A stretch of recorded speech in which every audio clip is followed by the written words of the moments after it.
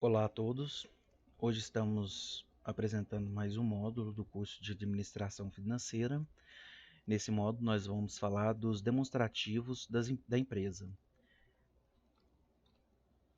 Primeiramente, vamos começar com alguns sinônimos que são apresentados muitas das vezes, dificultando a forma de compreensão dos demonstrativos. Algumas empresas, no lugar de patrimônio líquido contábil, ela pode referir-se a ativo menos passivos, capital próprio, patrimônio dos acionistas e fundos próprios. Ou seja, essas formas todas que podem ser apresentadas, tanto em sites quanto em demonstrativos, eles vão estar referindo-se a patrimônio líquido. O segundo caso, que é muito comum, é em vez de falar demonstrações contábeis, eles falarem demonstrações financeiras, que vão significar a mesma coisa dentro do contexto que a gente está trabalhando. Demonstrações contábeis são os conjuntos de documentos que vão falar a situação financeira da empresa. Daí hoje nós vamos falar de algum deles, de três em específico. Também tem valor contábil dos ativos, valor registrado dos ativos e valor de livros dos ativos. Ou seja, isso aqui simplesmente são os valores que estão no balanço patrimonial de todos os ativos. Isso daqui vai ser contabilizado pelo valor de custo e pode ser modificado com o tempo, de acordo com algumas regras que nós vamos ver daqui dois slides. Outra coisa também é o balanço patrimonial. Algumas vezes ele pode ser chamado de demonstrações de posição financeira. A demonstração de lucros também pode ser chamada de demonstração de operações ou demonstração de resultados de exercício, sendo tudo isso sinônimo. O objetivo nosso, né? Dado uma empresa por ações, nós consideramos que essa empresa ela tem vida infinita. A partir do momento que ela existe, ela vai ter um futuro até ela fechar o capital em bolsa. Então você começa o tempo dela de vida e até o futuro. Nesse sentido, nós vamos tratar o presente, demonstrações quais as relações dela com o presente da empresa, o passado e o futuro, supondo que o demonstrativo de resultados ou demonstrativos contábeis da empresa vão ser dados pelo esse relatório. Então, nós estamos considerando o presente, esse passado no curto prazo. Daí nós temos no futuro o futuro de curto prazo, que vai ser até um ano, e o futuro de longo prazo, que vai ser para mais de um ano. Nesse sentido, nós temos que o fluxo de caixa vai falar como que o dinheiro está sendo relacionado dentro do caixa da empresa nesse ano anterior e no futuro da empresa. Como que ele está pegando investimentos, como está funcionando as operações, como que ele está buscando financiamento e tudo mais.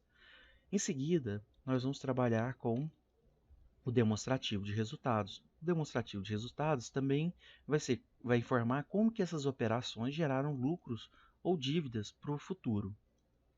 Mas não necessariamente ele vai estar falando de uma movimentação de caixa em todas as passagens dela. Isso aí nós vamos ver mais à frente, porque ela tem um regime chamado de competência.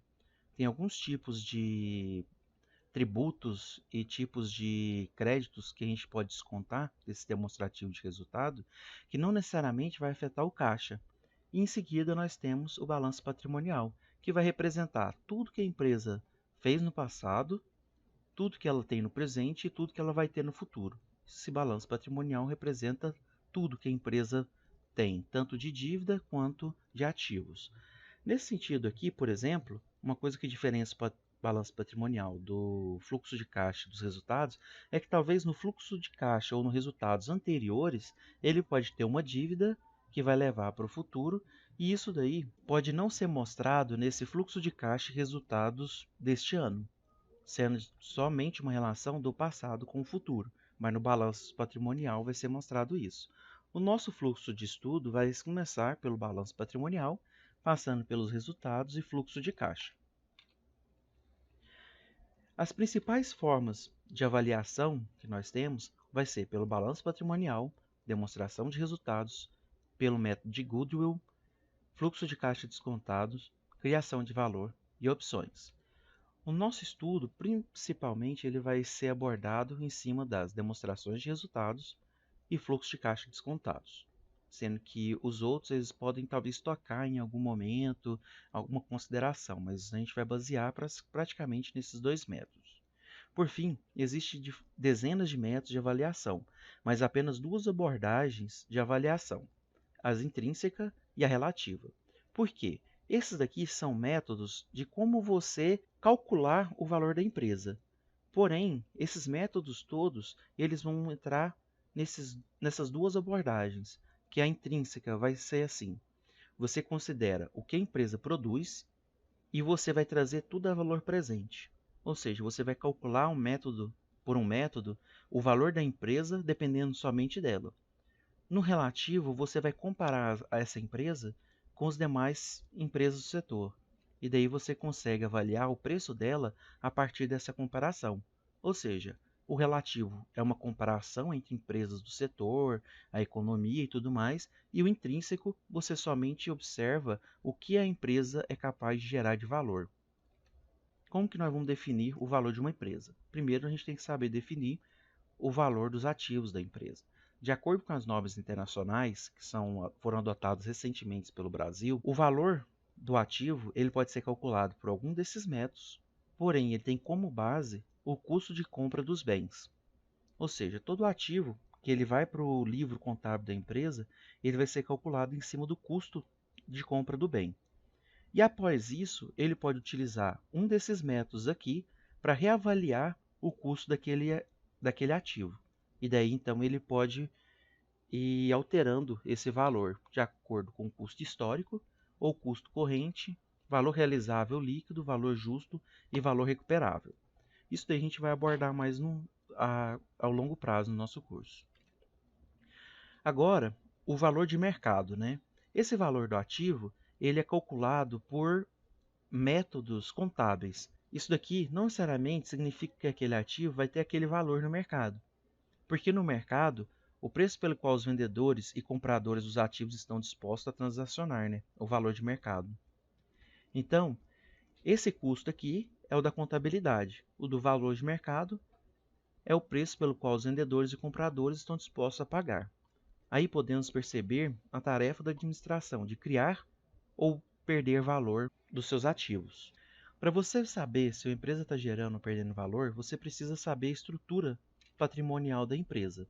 Para isso, nós já vimos nos vídeos anteriores que tudo que a empresa tem que gera dinheiro para ela vai ser chamado de ativo, e tudo que ela deve a terceiros, tanto financiamento quanto fornecedores ou funcionários, ela vai ter em passivos. Então, ativos menos passivos, nós temos o patrimônio líquido, que vai dar a fórmula primordial do balanço patrimonial, né? Daí, então, o ativo, todos eles, o ativo quanto o passivo, eles vão ser escritos por ordem de liquidez. Primeiro, os ativos vai ser caixa, ou equivalente caixa, que é o mais parecido com dinheiro. Ou seja, tem investimentos que têm resgate imediato, dinheiro em caixa, depois vem aplicações financeiras, que são aplicações de um pouco mais longo prazo. Porém, esse longo prazo seria 3 meses, 6 meses, não passando de um ano. Contas a receber até um ano e estoques para vender no próximo ano.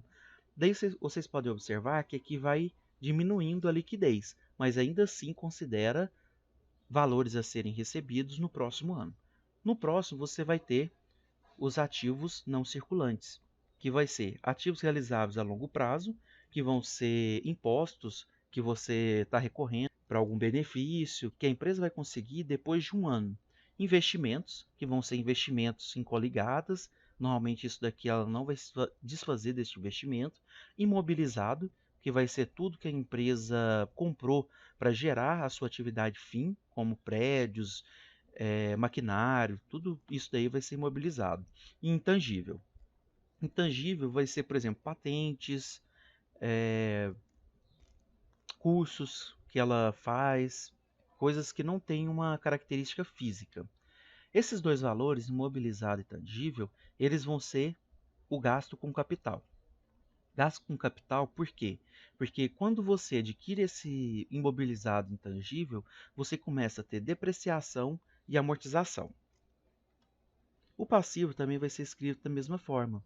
Você vai ter o passivo de curto prazo, que são obrigações sociais, trabalhistas, fornecedores, obrigações fiscais, empréstimos e financiamentos, né, que tem a parte de curto prazo e depois de longo prazo, e dividendos e juros a pagar no próximo ano. Em seguida, tem o passivo não circulante, que são empréstimos e financiamentos de mais longo prazo, né, que daí vai estar relacionado com financiamentos para que for feito investimento na estrutura de capital da empresa e outras obrigações, então, como coligadas ou obrigações fiscais. Nesse sentido, então, nós vamos ter ativos circulantes, com maior liquidez, ativos não circulantes, com menor liquidez ou investimentos, passivos circulantes e passivos não circulantes, que vão ser contas a pagar em até um ano e contas a pagar a mais de um ano. Nesse sentido, quem tem interesse de conhecer o balanço patrimonial de uma empresa? São duas partes principais. Vocês vão ver na literatura o nome stakeholder e shareholder. O stakeholder simplesmente significa partes relacionadas. Partes relacionadas são bancos, que vão querer saber se eles podem oferecer uma linha de crédito para a empresa sem grandes riscos, fornecedores, para saber se a empresa pode pagar com antecipação os prazos deles, os gestores, para saber se a parte financeira da empresa está saudável ou ele precisa fazer algum tipo de atuação, os investidores e os acionistas, para saber se a empresa é saudável para gerar valor para ele. O shareholder é somente um nome para acionista, ou seja, o shareholder faz parte dos stakeholders.